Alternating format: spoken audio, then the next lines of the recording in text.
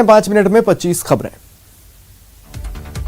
Cabinet ने लड़कियों की शादी की न्यूनतम उम्र को 18 से बढ़ाकर 21 करने के प्रस्ताव को मंजूरी दी। नरेंद्र मोदी सरकार के फैसले से भारत में महिला और पुरुषों की शादी की उम्र एक समान हो जाएगी। पीएम मोदी ने आज प्राकृतिक खेती पर किसानों से संवाद किया। पीएम ने कहा, सरकार ने किसानों के लिए बीज से बाजार तक कई काम किए हैं। उन्होंने कहा, प्राकृतिक खेती से कायाकल्प होगा। 1971 में पाकिस्तान पर जीत के 50 साल पूरे हो गए हैं। इस मौके पर पीएम मोदी ने दिल्ली के नेशनल वॉर मेमोरियल में आयोजित समारोह में हिस्सा लिया, शहीद जवानों को श्रद्धांजलि दी। कांग्रेस नेता राहुल गांधी आज विजय सम्मान रैली को संबोधित करने देहरादून पहुंचे। वो राज्य की सत्ता में काबिज बीजेपी और केंद्र की मोदी सरकार पर जमकर हमला करते दिखाई दिए। रैली को संबोधित करते हुए राहुल गांधी ने कहा, उनके परिवार ने देश के लिए कुर्बानी दी, उनकी दादी देश के लिए शहीद हुई। उनका और मेरा और आपका कुर्बानी का रिश्ता है। जो कुर्बानी उत्तराखंड के हजारों लोगों ने दी है, वही कुर्बानी परिवार ने दी। वहीं विजय दिवस के मौके पर आज सीएम अशोक गहलोत जयपुर के अमर जवान ज्योति पहुंचे, शहीदों को याद किया, श्रद्धांजलि दी। मुख्यमंत्री ने केंद्र सरकार पर भी निशाना साधा। उन्होंने कहा, आज देश में लोकतंत्र खतरे में है, देश में स्थिति नाजुक है। दिल्ली में रक्षा संपदा दिवस के मौके पर रक्षा मंत्री राजनाथ सिंह ने कहा कि सरकार लगातार सशस्त्र बलों को सुदृढ़ और सशक्त बनाने का जो सिलसिला शुरू किया था, उसमें योगदान दे।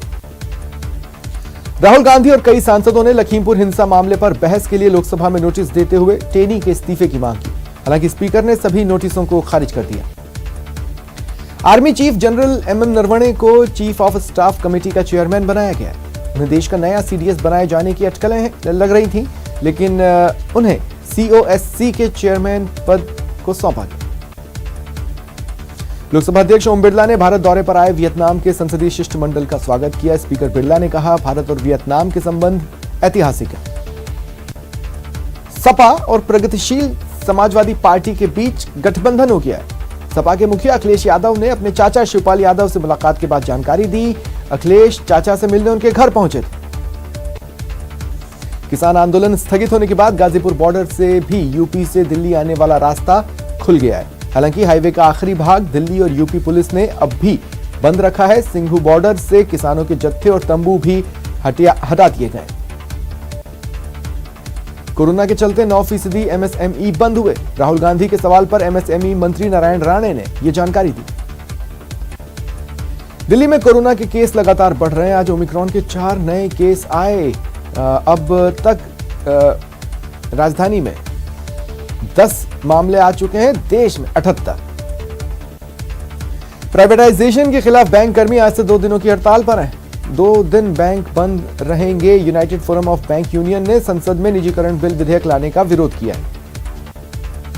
उदयपुर में कार और ट्रक में जोरदार टक्कर हो गई, 4 लोगों की मौत हो गई, 3 लोग गंभीर रूप से घायल हैं। झालावाड़ के रोजाना गांव में बाइक सवार बदमाशों ने एक टोल कर्मी की बाइक रुकवाकर उस पर चाकू से हमला किया और घायल का मोबाइल और बाइक की चाबी लेकर फरार हो गए। करौली में एक बाइक सवार युवक से 3 बदमाशों ने धारदार हथियारों से हमला किया, 27,000 लूटे और फरार हो गए। पुलिस आरोपियों को तलाश रही है। धौलपुर में एक नाबालिग के साथ दुष्कर्म का मामला आया। पीड़ित का बयान दर्ज कर पुलिस आरोपी की तलाश में जुटी। अजमेर पुलिस ने नौकरी का झांसा देकर ठगी करने वाले गिरोह का पर्दाफाश किया, 5 आरोपी गिरफ्तार। अलवर की एनईबी पुलिस ने मोबाइल लूट वारदात का खुलासा किया, 3 युवकों को गिरफ्तार किया, साथ ही लूटा गया मोबाइल भी बरामद हुआ। नाबालिग की हत्या मामले में करौली पुलिस ने फरार 5,000 के इनामी सुखबीर को गिरफ्तार किया। अब तक 5 आरोपी गिरफ्तार हुए हैं। प्रतापगढ़ पुलिस ने 40 लाख के ब्राउन शुगर के साथ एक आरोपी को गिरफ्तार किया। विराट कोहली के बयान पर सौरभ गांगुली ने कुछ भी कहने से मना कर दिया। उन्होंने कहा, वो इस मामले पर कुछ नहीं कहेंगे। बीसीसीआई इस मामले को डील कर रही है।